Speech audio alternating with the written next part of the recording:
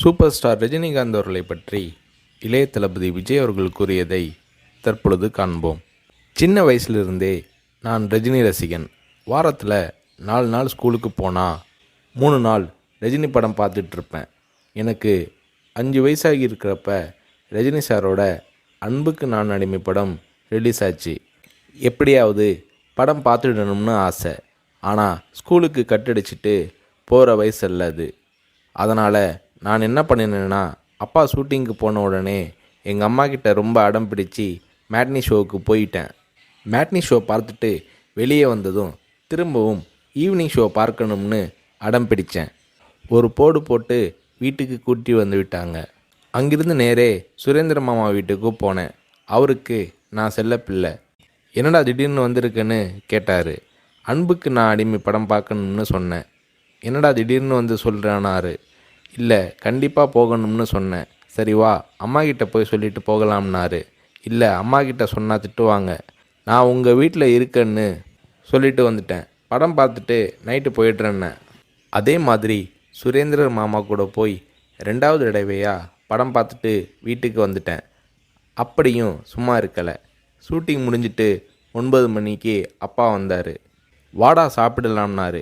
எனக்கு பசி இல்லைன்னு முகத்தை திருப்பிக்கிட்டேன். கோபமாக இருக்கிற மாதிரி நடிப்பு காட்டினேன்.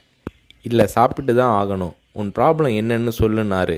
அன்புக்கு நான் அடிமைக்கு கூட்டிகிட்டு போனால் சாப்பிட்றேன்னு சொன்னேன். சாப்பாட்டை பரிமாறிக்கிட்டு இருந்த அம்மா என்னை பார்த்து, அட திருடா, என் கூட வந்து அந்த படத்தை மேட்னி ஷோவில் பார்த்துருக்குற மாதிரி முறைச்சி பார்த்தாங்க. சரி வந்து சாப்பிடுனாரு. சாப்பிட்டு முடித்ததும் நைட் ஷோவுக்கு கூட்டிகிட்டு போனார். உண்மையிலேயே அன்னைக்கு மேட்னி, ஈவினிங், நைட் ஷோன்னு 3 தடவை ரஜினி சார் படம் பார்த்தேன்.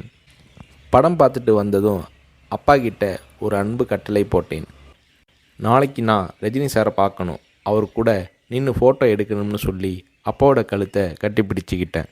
அடுத்த நாள் காலை நானும் என்னோடய ஃப்ரெண்ட் கார்த்திக்கும் அப்பா கூட போனோம்.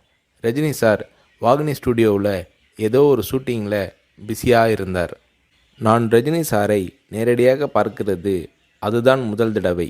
எப்படி ரஜினி சார்கிட்ட பேசுகிறதுன்னு பயந்துக்கிட்டு இருந்தேன். அவர் கூட்டிகிட்டு போய் அன்பாக பேசினார். அப்படியே என்னை தன்னோட மடியில் உட்கார வச்சுக்கிட்டு என்ன படிக்கிறேன்னு கேட்டார். சொன்னேன், நான் உங்கள் கூட நின்று ஃபோட்டோ எடுக்கணும்னு சொன்னேன். சிரிச்சுக்கிட்டே என் கன்னத்தை தட்டி கொடுத்து எங்களை அணைச்சிக்கிட்டு ஃபோட்டோவுக்கு போஸ் கொடுத்தார்.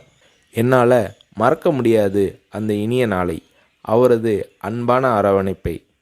வீட்டுக்கு வந்ததும், அப்பா நீங்கள் பெரிய டைரக்டர்னு சொல்கிறாங்க, ஆனால் என்னால் உங்களை டைரக்டராக ஏற்றுக்க முடியாது. எப்போ எங்கள் தலைவர் ரஜினியை வச்சு டைரக்ட் பண்ணுறீங்களோ அன்னைக்கு தான் உங்களை டைரக்டராக ஏற்றுக்குவேன்னு சொன்னேன். அப்பா என்னை பார்த்தாரு. ஒரு ஹிந்தி படம் டைரக்ட் பண்ணுறதுக்காக எங்கள் அப்பா பாம்பே போனார். எனக்கு ஹாலிடேங்கிறதால நானும் அம்மாவும் கூட போயிருந்தோம்.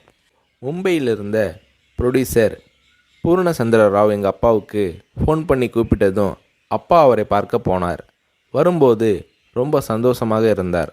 ஹோட்டலுக்கு வந்ததும் என்னை கூப்பிட்டு, விஜய், நான் டைரக்டர் ஆயிட்டேனாரு. ரஜினி சாரை நடிக்க வச்சு டைரக்ட் பண்ண போகிறேன்னாரு. அந்த படம் தான் நான் சிகப்பு மனிதன். நீங்கள் நம்புறீங்களோ இல்லையோ, அந்த படத்தை நான் 17 தடவை பார்த்தேன். நடிக்கணும்னு ஆசைப்படுறியே, உனக்கு நடிப்பை பற்றி என்ன தெரியும்னு எங்கள் அப்பா கேட்டதும் உடனே அப்போதே ஒரு சீன் நடித்து காட்டினேன். அது என்ன சீன் தெரியுமா? அண்ணாமலை படத்தில் ரஜினி சார் பேசிய பெரிய டைலாக் சீன். நான் ரஜினி ரசிகனாக இருந்ததால் அவரோட பல வசனங்களை மனப்பாடம் பண்ணி வச்சுருந்தேன். அதில் ஒரு வசனம்தான் எனக்கு உதவியது. ரஜினி சார் சரத்பாபுவை பார்த்து தொடையில் தட்டிக்கிட்டு கோபமாக பேசுவாரே, அந்த வசனத்தை நான் பேசி நடிக்கிறத கொஞ்ச நேரம் அப்படியே கூர்ந்து கவனிச்ச எங்கள் அப்பா என்னை பக்கத்தில் கூப்பிட்டு, நாளைக்கு உனக்கு மேக்கப் டெஸ்ட் எடுக்கிறேன்னாரு. அவர் அந்த வார்த்தைகளை சொல்லி கை குலுக்கியதும் எனக்கு சிறகு முளைச்சி ஆகாயத்தில் பறக்கிற மாதிரி எல்லையில்லாத மகிழ்ச்சி பொங்கியது என்று நடிகர் ரஜினி அவர்களை பற்றி இளைய தளபதி விஜய் அவர்கள் கூறுகிறார்.